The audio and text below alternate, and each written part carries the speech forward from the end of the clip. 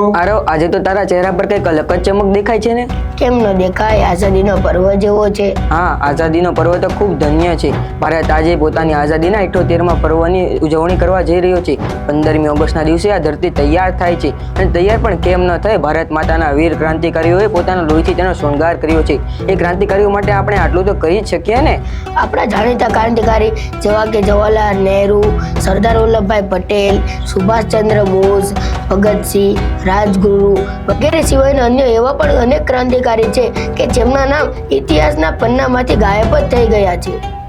આ ઇતિહાસકારોનું નામ સાંભળીને મને એક પંક્તિ યાદ આવે છે. સરફરોશી કી તમન્ના અબ હમારે દિલ में है, देखना है जोर कितना बाजू का दिल में है, करता नहीं क्यों दूसरा कुछ बातचीत, देखता हूँ मैं जिसे वो चुप तेरी महफिल में है, सरफरोशी की तमन्ना अब हमारे दिल में है. તો મિત્રો, આજે આપણે વાત કરવા જઈ રહ્યા છીએ એક એવા ક્રાંતિકારીની કે જે ગુમનામીના અંધકારમાં ખોવાઈ જ ગયા છે. જ્યાં સુધી ત્યાગ અને તપસ્યાની વાત આવે ત્યારે તેઓ પણ બીજા પ્રસિદ્ધ ક્રાંતિકારીને જેવો ત્યાગ આપ્યો છે. રામપ્રસાદ બિસ્મિલની એક કાકોરી ટ્રેન એક્શન કે જેને આપણે કાકોરી કાંડ તરીકે જાણીએ છીએ.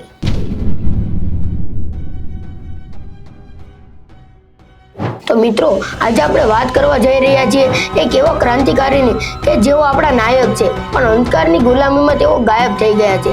જ્યાં સુધી ત્યાગ અને તપસ્યાની વાત આવે ત્યારે તેઓ પણ આપણા બીજા પ્રસિદ્ધ નેતાઓની જેમ જ ત્યાગ અર્પણ કર્યો છે. રામપ્રસાદ બિસ્મિલની એક ટ્રેનની એક એક્શનની એક કહાની છે કે જેને આપણે કાકોરી કાંડ તરીકે જાણીએ છીએ.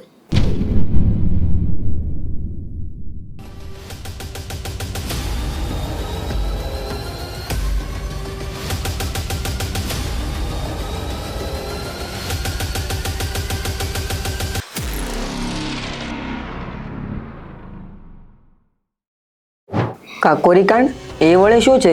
આરવ, તું મને તેના વિશે માહિતી આપને.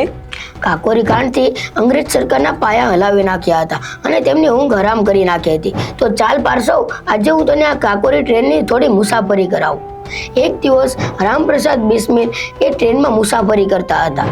તે ટ્રેનનું નામ હતું 8 ડાઉન પેસેન્જર ટ્રેન. ત્યાં તેઓ સેકન્ડ ક્લાસના ડબ્બામાં બેઠા હતા. તેઓ અચાનક જુએ છે એક સ્ટેશન માસ્ટર એક પૈસાનું ભરેલું બેગ લાવીને ગાર્ડ્સ બેન્ડમાં બેસી જાય છે. આ પૈસાનું ભરેલું બેગ લઈને તેઓ શા માટે ગાર્ડ્સ બેન્ડમાં બેસી ગયા તે જોવા માટે તેઓ પણ ત્યાં જઈને બેસી જાય છે. તેઓ અનુભવ કરે છે કે બધા સ્ટેશને એક સ્ટેશન માસ્ટર આવીને આ ગાર્ડ્સ બેન્ડમાં બેસી જાય છે. ત્યાર પછી તેઓ અચાનક જોયું કે આ ગાર્ડ્સ બેન્ડમાં એક લોખંડનું બોક્સ છે. ત્યારબાદ આ બધા સ્ટેશન માસ્ટરો આ પૈસાને તેમાં ભરે છે. આ બધું તે જુએ છે અને પછી તેઓ વિચારે છે કે જ્યારે ટ્રેન લખનઉ પહોંચી ત્યારે તેઓ ઓબ્ઝર્વ કરે છે કે અહીંયા તો કોઈ પણ પ્રકારની સુરક્ષા જ નથી. આવું તો નથી ગાર્ડ્સ બેન્ડમાં કે નથી લખનઉ સ્ટેશને. પછી તેઓ તરત જ આ ટ્રેન કયા સમયે ક્યાંથી ક્યાં સુધી અને ટ્રેનનો નંબર શું છે તે નોટિસ કરી લે છે.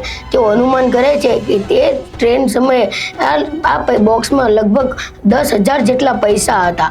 ત્યારે તેઓ આ ગોલ્ડન ચાન્સને ગુમાવવા નહીં માનતા હતા. તેથી તેઓ અનેક પ્રદેશોમાંથી વિવિધ ક્રાંતિકારીઓને બોલાવીને એક સભા રજૂ કરે છે. આ સભામાં તેઓ આ વિચારને પ્રસાર કરવામાં આવે છે અને કહે છે આપણે આ બ્રિટિશ હુકુમતના બોક્સને લૂંટીશું અને તેમાંથી મળેલા પૈસાને આપણે દેશની આઝાદી માટે વાપરીશું, અર્થાત તેમાંથી આપણે હથિયાર પણ ખરીદી શકીશું. તેથી તેઓ આ બોક્સને લૂંટવાનો નિર્ણય કરે છે અને નક્કી કરવામાં આવે છે કે 9 ઓગસ્ટ 1925ના રોજ જ્યારે આ ટ્રેન સારણપુરથી લખનઉ પહોંચશે ત્યારે વચમાં આવતા કાકોરી સ્ટેશન પર આપણે તેને લૂંટીશું. જ્યારે આ દિવસે કાકોરી સ્ટેશન પહોંચવામાં આવે છે ત્યારે ટ્રેનમાં રહેલા એક ક્રાંતિકારીએ ટ્રેનની ચેન ખેંચી નાખી છે. આ ચેન ખેંચનાર રાજેન્દ્ર નહેરુ હતા. આ બીજું કોઈ નહીં પરંતુ રાજેન્દ્ર નહેરુ જ હતા. તેથી ગાર્ડ્સ બેન્ડના ગાર્ડ્સ તે જોવા નીચે ઉતરી આવે છે કે આ ચેન કોણે ખેંચી છે. પછી તરત જ આપણા દેશના ક્રાંતિકારીઓ એ ગાર્ડ્સને પકડી લે છે અને ટ્રેનમાંથી ડ્રાઈવરને પણ નીચે ઉતારી લે છે અને બધા જ એક સાથે જોરથી કહે છે તમારે ડરવાની કોઈ જરૂર નથી, અમે ભારત દેશના જ ક્રાંતિકારીએ છીએ. ભારત દેશની આઝાદી માટે આ બધું કરી રહ્યા છીએ. તમારી પૈસા, જિંદગી અને ઇજ્જત બધું જ સાવચેત છે. તેથી અમે આ ટ્રેનને લૂંટી રહ્યા છીએ. ત્યારે આપણા ભારત દેશના 4 ક્રાંતિકારી જેવા કે અફસર ગુલાબ ખાન, રામપ્રસાદ બિસ્મિલ અને એમની સાથે એમના 2 બીજા ક્રાંતિકારીઓ ગાર્ડ્સ બેન્ડમાં ચડી જાય છે અને લોખંડના હથોડા વડે આ બોક્સને તોડવાની શરૂઆત કરે છે. બોક્સ તૂટતા જ તેમાંથી પૈસા લઈને તેઓ નીકળી જાય છે. એ સમયે આ પૈસા લગભગ 4601 જેટલા હતા. તો અંગ્રેજોએ તેનો કશો વિરોધ ન કર્યો? અંગ્રેજોએ પછી શું કર્યું? હાટન આ બધું કોણે કર્યું છે તે જાણતો હતો. આ ક્યાં છુપાયા છે તે પણ તે જાણતો હતો.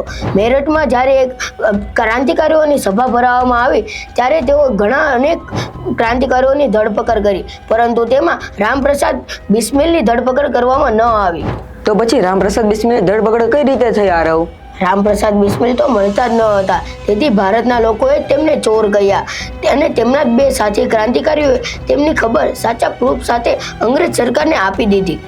તેથી તેઓની ધરપકડ થઈ, પરંતુ તેઓને ભાગી જવાના મોકા મળવા છતાં તેઓ ભાગ્યા નહીં. શું તે લોકોને ભાગી જવાના ઘણા મોકા મળ્યા હતા, તો છતાં તે લોકો કેમ ના ભાગ્યા? શું આરવ તું મને જણાવશે? હા, હું તને જરૂર જણાવીશ. તેઓને ભાગી જવાના ઘણા મોકા મળવા છતાં તેઓ ભાગ્યા નહીં, કારણ કે અંગ્રેજ અધિકારી તરીકે કામ કરતા ભારતીય ટીકાલાલ એ રામપ્રસાદ બિસ્મિલની દેખરેખ રાખતા હતા. જો હું ભાગી જઈશ તો તેમનું શું થશે, તેમની પત્નીનું અને તેમની બચ્ચાનું શું થશે તેવો વિચાર આવતા તેઓ ભાગ્યા નહીં અને તેમને જેલમાં પૂરવામાં આવ્યા. જ્યારે તેમની માતા જેલમાં મળવા આવે છે ત્યારે તેમને આંખમાં આંસુ દેખાય છે. તેથી માતા કહે છે, હું તો એ વિચારતી હતી કે મારો પુત્ર તો ખૂબ જ બહાદુર છે, તો તું શા માટે રડે છે? ત્યારે રામપ્રસાદે કહ્યું, માતા, હું મોતથી નથી ડરતો.